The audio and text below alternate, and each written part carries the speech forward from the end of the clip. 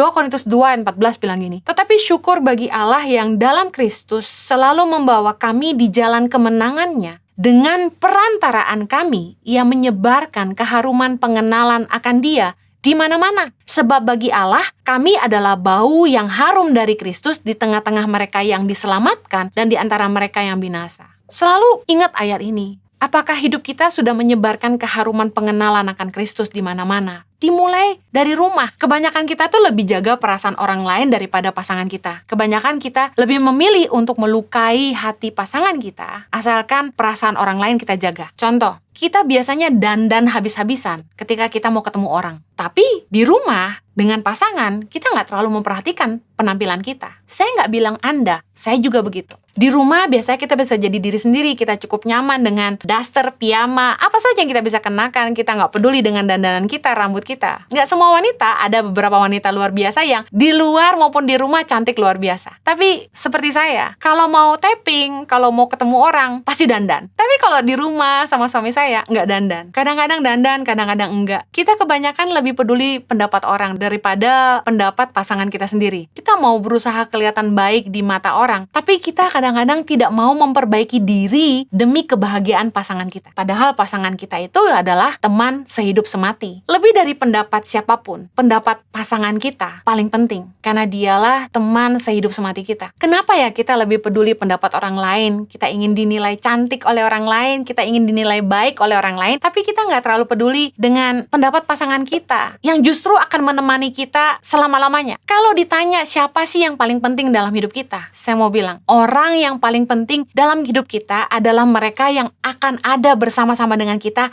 sampai akhir hidup kita. Orang yang paling penting dalam hidup kita, yang harusnya jadi prioritas buat kita, adalah orang yang ada saat kita lemah dan tidak berdaya. Jangan sampai ketika kita sehat, ketika kita hebat, kita lebih ngebelain orang lain, sementara ketika kita sakit, kita lemah dan tidak berdaya, pasangan kita yang akhirnya ngurus kita. Mari belajar jadi teladan bagi pasangan. 1 Petrus 3 ayat 1 ngajarin para istri tentang bagaimana hidupnya harus jadi teladan bagi suami. Mungkin ada di antara ibu-ibu yang Anda mengeluh suamimu nggak jadi teladan, suamimu nggak jadi imam, suamimu nggak jadi saksi di rumah, nggak jadi suami yang baik, nggak jadi contoh di rumah bagi anak-anak. Tapi mari lihat, 1 Petrus 3 ayat 1 bilang gini, demikian juga kamu, hai istri-istri, tunduklah kepada suamimu, supaya jika ada di antara mereka yang tidak taat kepada firman, mereka juga tanpa perkataan dimenangkan oleh kelakuan istrinya. Ayat kedua, jika mereka melihat bagaimana murni dan salehnya hidup istri mereka itu, perhiasanmu janganlah secara lahiriah, yaitu dengan mengepang-epang rambut, memakai perhiasan emas, atau dengan mengenakan pakaian yang indah-indah. Tetapi perhiasanmu ialah manusia batiniah yang tersembunyi dengan perhiasan yang tidak binasa, yang berasal dari roh yang lemah lembut dan tentram, yang sangat berharga di mata Allah. Pelajaran apa yang bisa kita petik? Kalau menurut kita, suami kita itu orang yang tidak beriman, firman Tuhan menasihatkan kita, justru sebagai istri yang beriman, kita harus bisa memenangkan suami kita tanpa perkataan, bukan dengan marah-marah, bukan dengan menghakimi, bukan dengan terus mengkoreksi, tapi kita memenangkan pasangan kita dengan menjadi teladan bagi mereka lewat kelakuan kita. Karena dikatakan supaya suami kita lihat betapa murni dan salehnya hidup kita.